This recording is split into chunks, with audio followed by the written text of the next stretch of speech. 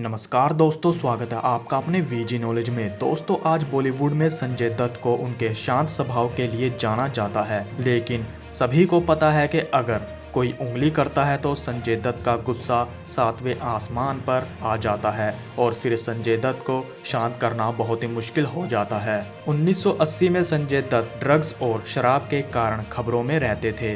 कहा जाता है कि एक बार तो नशे में संजय दत्त ने एक्स सुपरस्टार राजेश खन्ना के घर जाकर हवाई फायर भी कर दिए थे।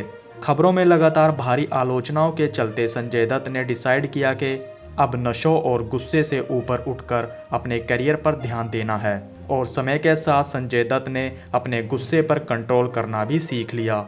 आज हम आपको संजय दत्त के गुस्से का ऐसा ही किस्सा सुनाने जा रहे हैं जब फिल्म जीने दो की शूटिंग चल रही थी। इस फिल्म में संजय दत्त के साथ जैकी श्रॉफ, फारा नाज और सोनम भी थे। यह फिल्म 9 मार्च 1990 को बॉक्स ऑफिस पर आई थी।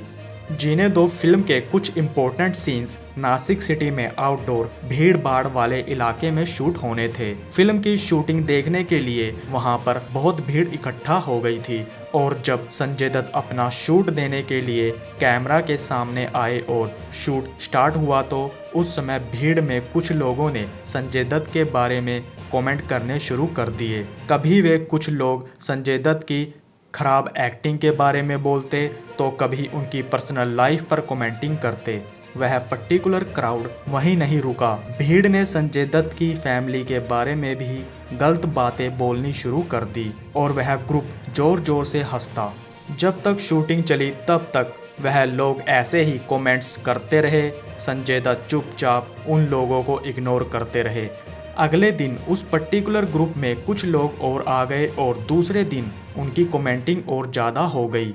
संजय दत्त के जरूरी शॉट्स थे और संजय दत्त कंसंट्रेट नहीं कर पा रहे थे, और ग्रुप ने संजय दत्त को चैलेंज करते हुए यह तक कह दिया था कि अगर हिम्मत है तो अपने शूटिंग सेट से बाहर आ और हमसे लड़के दिखा। संजय दत्त चुप रहकर अपने शॉट्स देकर अपने होटल रूम में चले गए। अगले दिन संजय दत्त के बहुत ही ज्यादा जरूरी सीन्स शूट होने थे और संजय दत्त को पता था कि ऐसे कमेंट्स होते रहे तो वह फोकस नहीं कर पाएंगे। उन्होंने सोच लिया था कि कल उस ग्रुप को सबक सिखाना ही पड़ेगा। सुबह संजय दत्त रोजाना के समय से पहले ही शूट पर पहुंचे, और जब वह पर्टिकुलर ग्रुप सामने से आ रहा था तो फिल्मी सीन की तरह संजय दत्त ने अपनी शर्ट उतारकर एक तलवार निकाली और गुस्से से उन लोगों को कहा कि मैंने तुम्हारा चैलेंज एक्सेप्ट कर लिया है। आज मैं कसम खाता हूं कि तुम में से किसी को नहीं छोड़ूंगा। संजय दत्त का यह रूप देखकर वह ग्रुप डर कर इधर उधर भागने लगा और वहां से शरारती लोग भाग खड़े हुए। जितने दिन शूटिंग चली उस ग्रुप का कोई भी शूटिंग एरिया के पास नहीं दिखा। इस घटना के बाद अन्य लोग चुपचाप शूटिंग देखते थे और सेट पर डिसिप्लिन में रहते थे। तो दोस्तों, यह था पूरा किस्सा जब संजय दत्त ने हाथों में तलवार उठाई थी। अब तक के लिए इतना ही। तो नमस्कार दोस्तों।